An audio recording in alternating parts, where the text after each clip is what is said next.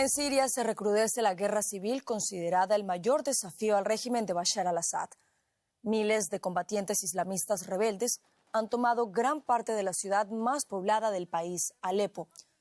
Decenas de soldados del ejército sirio han muerto producto de esta ofensiva sorpresa.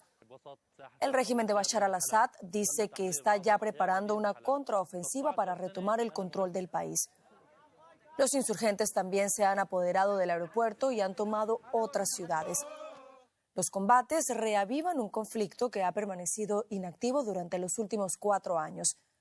De acuerdo con el Observatorio Sirio de Derechos Humanos, no se registraban ataques aéreos rusos desde hace 8 años. Celebrando la victoria.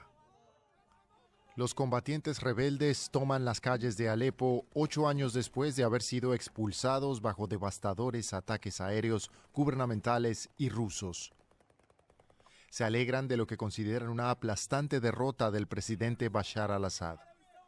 Pateando la estatua del padre de Assad, el expresidente Hafez al-Assad.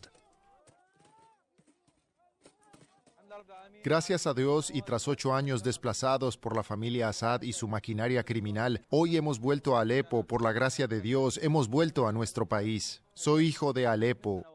Es un sentimiento indescriptible volver a tu país, a tu tierra, al lugar donde te criaste. La ofensiva sorpresa de múltiples grupos rebeldes comenzó el miércoles en la provincia noroccidental de Alepo. Miles de combatientes recorrieron pueblos y ciudades, mostrando puestos de control del gobierno y vehículos militares capturados. Pero el gobierno de Assad, respaldado por Irán y Rusia, ha respondido con ataques aéreos. Según el Observatorio Sirio de Derechos Humanos, los ataques aéreos rusos han alcanzado Alepo por primera vez en 8 años, en un esfuerzo por hacer retroceder a los rebeldes. El ejército sirio afirma en una nota que la retirada temporal de tropas de Alepo es para preparar la contraofensiva contra los terroristas. Muchos han perdido la vida en el reciente recrudecimiento de la violencia en el país, en una guerra influenciada por actores globales y regionales.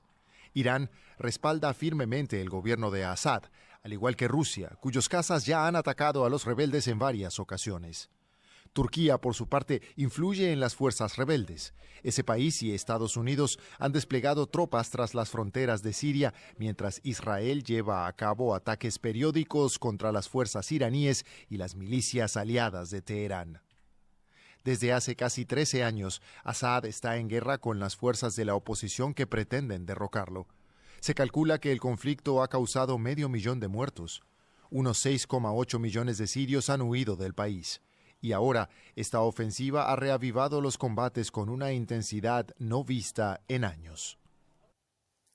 El periodista Mikel Ayestarán nos cuenta por qué estamos viendo ahora este recrudecimiento del conflicto en Siria. Escuchemos.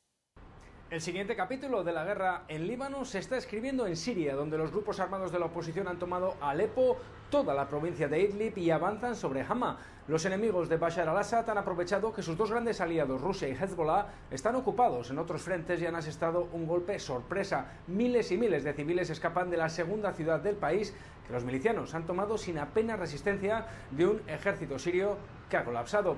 Rusia ha realizado algún bombardeo aéreo, pero Assad va a necesitar mucho más para recuperar el territorio perdido en las últimas 48 horas. De momento va a contar con el apoyo diplomático de otro de sus grandes aliados, Irán, que envía mañana su ministro de Exteriores de gira a Damasco y el lunes estará en Ankara para analizar la situación. El ejército sirio ha emitido un comunicado para informar del repliegue temporal de fuerzas de Alepo y de la muerte de decenas de soldados a manos de los grupos enemigos. La guerra parecía controlada con el acuerdo que se alcanzó en el año 2019, pero la herida estaba abierta y hay que tener en cuenta que el noreste sirio es una de las partes más complicadas de la región debido a la presencia de fuerzas regulares turcas, estadounidenses, rusas y de paramilitares iraníes de la Guardia Revolucionaria y de milicias chiíes que trabajan con ellos.